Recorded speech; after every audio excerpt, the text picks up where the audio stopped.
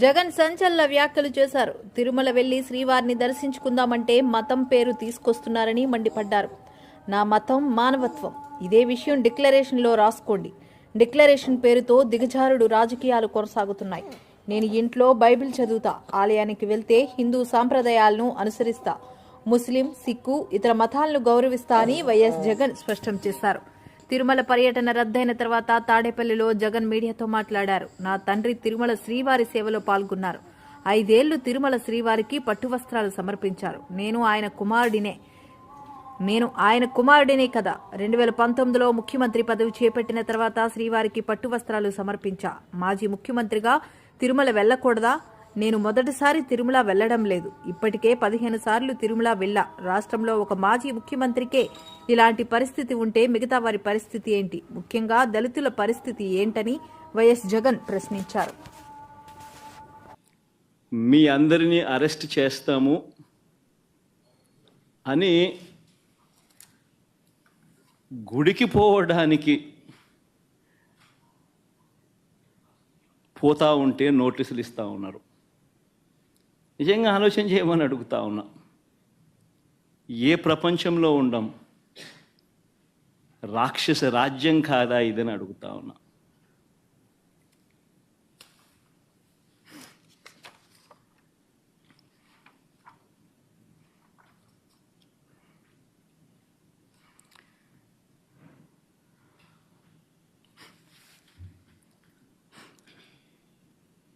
ఒకవైపునేమో నన్ను ఇలా వెళ్ళనివ్వకుండా, ఒకవైపున వైఎస్ఆర్సీపీ శ్రేణులెవరూ కూడా వెళ్ళనివ్వకుండా ఈ మాదిరిగా నోటీసులు ఒకవైపున ఇస్తూ, మరోవైపున టీవీలలో చూస్తే ఆశ్చర్యకరమైన విషయాలు. చుట్టుపక్కల రాష్ట్రాల నుంచి కూడా బీజేపీ వాళ్ళని తప్పిస్తున్నారు. మరి బీజేపీ పై వాళ్ళకు తెలుసో తెలీదో నాకైతే తెలియదు, కానీ చుట్టుపక్కల వాళ్ళ దగ్గర నుంచి కూడా బీజేపీ వాళ్ళని కూడా అక్కడికి రప్పిస్తున్నారు. కొన్ని వేల మంది పోలీసులు అక్కడ మోహరించినట్టుగా చూపిస్తూ ఉన్నారు. నేను అడుగుతా ఉన్నా, ఎందుకు ఇంతగా టాపిక్ డైవర్ట్ చేయడానికి కోసం ఎందుకు ప్రయత్నం చేస్తూ ఉన్నారు? ఎందుకు ఇలా టాపిక్ డైవర్ట్ చేయడం కోసం ఎందుకు ఇంత ఆరాట పడతా ఉన్నారు?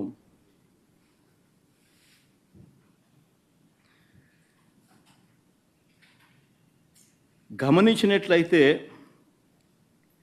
తిరుపతి లడ్డూల విషయంలో తాను చెప్పినవన్నీ, చంద్రబాబు చెప్పినవన్నీ అబద్ధాలు అని ఒక్కొక్కటిగా రుజువవుతూ కనిపిస్తూ ఉన్నాయి.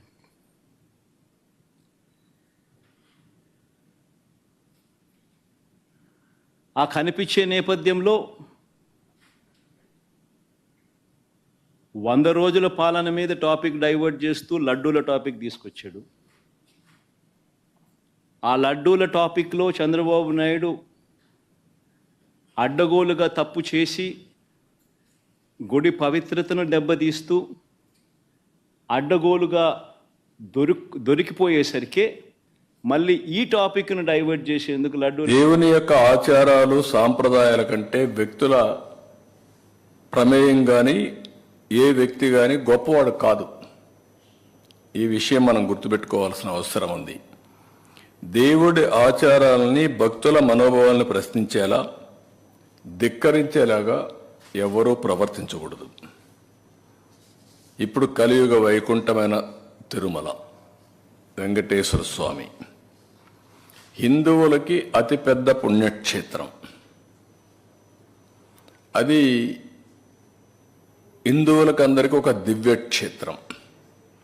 ప్రతి ఒక్కరికి ఒక కోరిక, జీవితంలో ఒక్కసారైనా వెంకటేశ్వర స్వామి దగ్గరికి వెళ్ళి దర్శనం చేసుకొని మొక్కులు తీర్చుకోవాలి అనేది ప్రతి ఒక్కరి యొక్క కోరిక. ఇవన్నీ కూడా అది మన రాష్ట్రంలో ఉండడం తెలుగువారి అదృష్టం.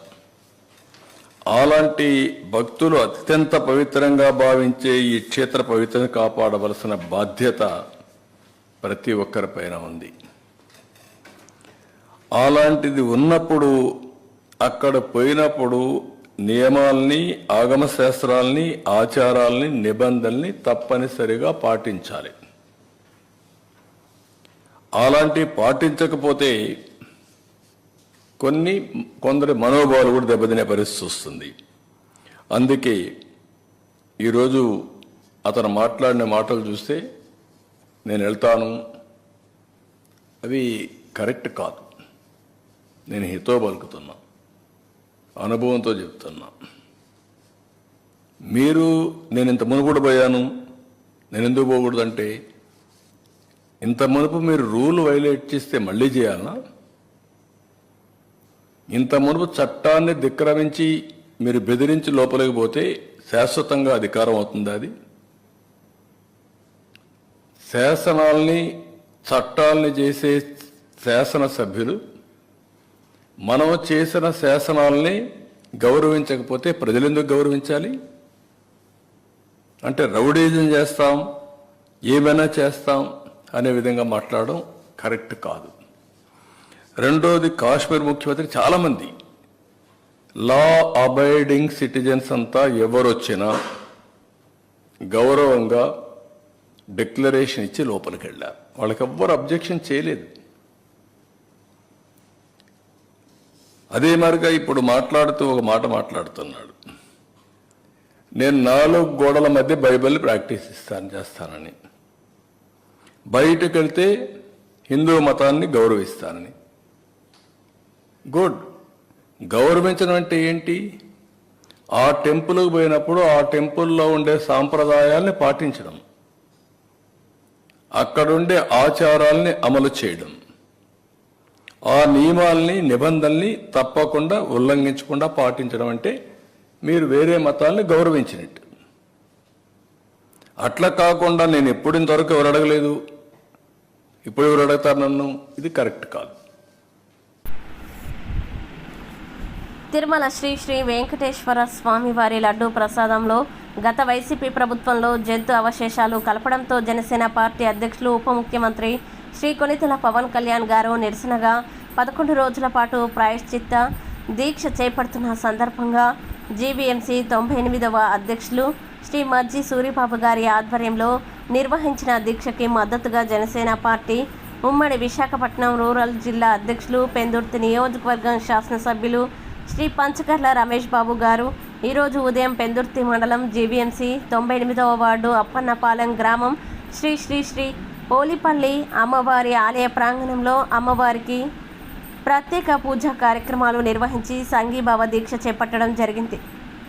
అనంతరం మీడియా మిత్రులతో మాట్లాడుతూ తిరుమల లడ్డూలో కల్తీ నెయ్యి కలిపి భక్తుల మనోభావాలు దెబ్బతీశారని, ఇటువంటి వారిని ఎవరు క్షమించకూడదని, తిరుమల పవిత్రతని అపవిత్రం చేసిన వారిపై క్రిమినల్ చర్యలు తీసుకోవాలని ముఖ్యమంత్రి శ్రీ నారా చంద్రబాబు నాయుడు గారిని మరియు ఉప ముఖ్యమంత్రి శ్రీ కొణిదెల పవన్ కళ్యాణ్ గారిని కోరడం జరిగింది. ఈ యొక్క కార్యక్రమంలో వాటి సీనియర్ నాయకులు శ్రీ బంటు సురేష్, మజ్జి శ్రీను గారు, 94వ అధ్యక్షులు శ్రీమతి శ్రీ పిన్నింటి పార్వతి గారు, 97వ అధ్యక్షులు శ్రీ సేనాపతి సోమశేఖర్ నాయుడు గారు, 96వ వార్డు అధ్యక్షులు దాడి సంతోష్ గారు, పిల్ల జగన్మోహన్ పాత్ర గారు, సరిపల్లి ఎంపీటీసీ శ్రీ గొల్లవిల్లి రమణ గారు, లక్కీ గోవింద్, రాపర్తి కిషోర్ గారు, జరిపోతుల బంగారాజు గారు, ఈశ్వర్రావు గారు, అప్పలరాజు గారు, ఉమా గారు, జానకీరామ్ గారు మరియు పెందుర్తి మండలం జీవీఎంసీ 98వ వార్డు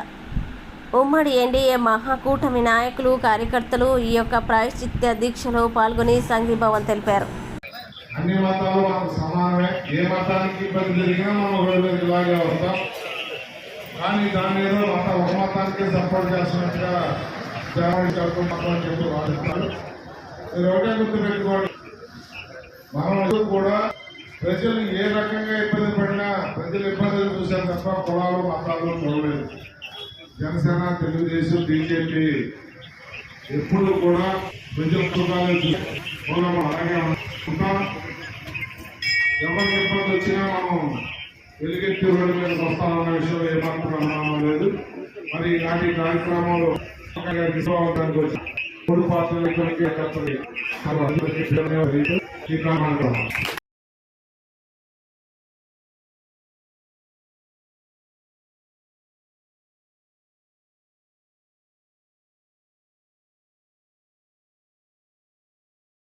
జీవీఎంసీ కౌన్సిల్ చరిత్రలో ఎన్నడూ లేని విధంగా సమావేశాలను 3 రోజుల పాటు నిర్వహించడం జరిగిందని టీడీపీ ఫ్లోర్ లీడర్ పీల శ్రీను స్పష్టం చేశారు. విశాఖ మహానగరపాలక సంస్థ ప్రధాన కార్యాలయంలో జరిగిన మీడియా సమావేశంలో జనసేన కార్పొరేటర్ మూర్తి యాదవ్, బీసెట్టి వెంకటలక్ష్మి, బీజేపీ కార్పొరేటర్ గంకల కవితతో కలిసి పీలా శ్రీనివాస్ మాట్లాడారు. 9 గంటల పాటు జరిగిన 0 అవర్లో కౌన్సిల్లో ఉన్న ప్రతి కార్పొరేటర్ వార్డు సమస్యలను ప్రస్తావించారన్నారు. రాజకీయాలు పక్కన పెట్టి అందరినీ భాగస్వామ్యులుగా చేశామన్నారు. 3 ఏళ్లలో అవకాశం రాలేదని, వైఎస్సార్ కాంగ్రెస్ పార్టీ హయాంలో అవినీతి తారాస్థాయికి చేరిందని మండిపడ్డారు. ఫుడ్ కోర్టు తొలగించాలని వైసీపీ కార్పొరేటర్లు కోరడం విడ్డూరంగా ఉందన్నారు. 4 షాడో మేయర్లు ప్రజాధనాన్ని లూటీ చేశారని ఆగ్రహం వ్యక్తం చేశారు. 100 కోట్లు టీడీఆర్ ఆక్రమాలు జరిగాయని ఆరోపించారు. విజయసాయిరెడ్డి, వైవి సుబ్బారెడ్డిలు వ్యవస్థలను చిన్నాభిన్నం చేశారని వారు ధ్వజమెత్తారు. ముఖ్యమంత్రి చంద్రబాబు నాయుడు, పవన్ కళ్యాణ్లు పాలనను గాడిలో పెడుతున్నారని చెప్పారు. ఆ లాస్ కవర్ చేసి పరిస్థితుంది. అదే పరిస్థితి ఈరోజు మళ్ళీ కూటమి ప్రభుత్వం ఏర్పాటు చేసిన తర్వాత ఆడ కేంద్రంలో మందేశారు. ఏదైతే స్టీల్ ప్లాంట్ లాస్ ఉందో దాన్ని కవర్ చేయడానికి అన్ని విధాలకు కృషి చేస్తున్నారు. అది జరుగుతుంది. అది మేము చేసి చూపిస్తామని చెప్పేసి మీద తెలియపరుస్తుంది. డిపాజిట్ అనేది కార్పొరేషన్ ₹1 లేదు. ఏదైతే బ్యాంక్ డిపాజిట్లు ఉన్నాయో ఆ డిపాజిట్లను విత్డ్రా చేసి భరిస్తుంది. అన్ని విత్డ్రాలు చేసే ఆ కమిషనర్ 4 ఫైల్ సంతకాలు పెట్టించుకోవడం, పంపించడం, అలాగే 5 కమిషన్లు మార్చడం జరిగింది. ఈరోజు ఎవరైతే చేశారో, ఏ అధికారి తప్పు చేసినా అధికారి తప్పు చేసింది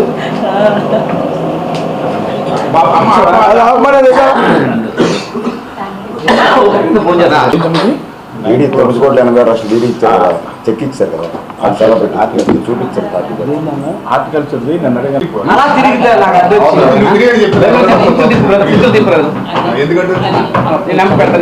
అందరికీ నమస్కారం.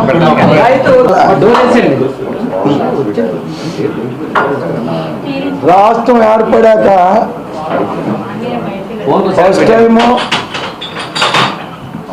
కౌన్సిల్ అనేది విధి విధానాల మార్పుతో కౌన్సిల్ 3 రోజులు జరిపించడం మేము ముందుగా ఆనందిస్తున్నాం.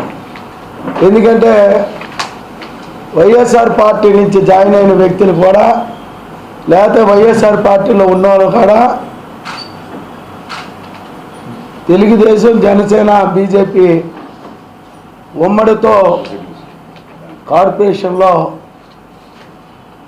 విధానాలకు కానీ ఇచ్చిన అవకాశాలకు కానీ రాజకీయాలు పక్కన పెట్టి అందరినీ భాగస్వాములుగా 0 ఓవర్ 9 అవర్స్ కంటిన్యూగా జరిగే ప్రక్రియ. దానిలో 2 డేస్ ఒక 0 అవర్ తీసుకొని ప్రతి ఒక్కరి చేత కూడా ఆ వార్డు సమస్యల్ని కమిషనర్ గారు కానీ అక్కడున్న అధికారులు టోటల్ అంటే జీవీఎంసీ అధికారులు అన్ని జోన్లు వేసి కూడా అధికారులు వచ్చే ఒకే ఒక వేదిక కౌన్సిల్. ఆ కౌన్సిల్లో దాన్ని వినిపించుకున్నారు. వార్డులో ఉన్న 3 సంవత్సరాలు కొంతమంది వైఎస్ఆర్ కార్పొరేట్లు అయితే నేను హ్యాపీ ఫీల్ అయ్యాను. 3 సంవత్సరాలు మేము ఎక్కడున్నామో తెలియదు సార్, ఈ విధంగా మా సమస్యలు డైరెక్ట్గా మాట్లాడుకునే భాగ్యం మీ బాధ్యత కలిగిందని వాళ్ళు అన్నారంటే, మరి మీ మేయర్ని మీరు అడగాలమ్మా, నేనేటి చేస్తాను అని చెప్పాను. ఇవన్నీ ఎందుకు చెప్తున్నా అంటే, ఇది కార్పొరేషన్లో ఏదైతే వార్డు స్థాయి ఉన్న నాయకుడు ప్రజానాయకుడు,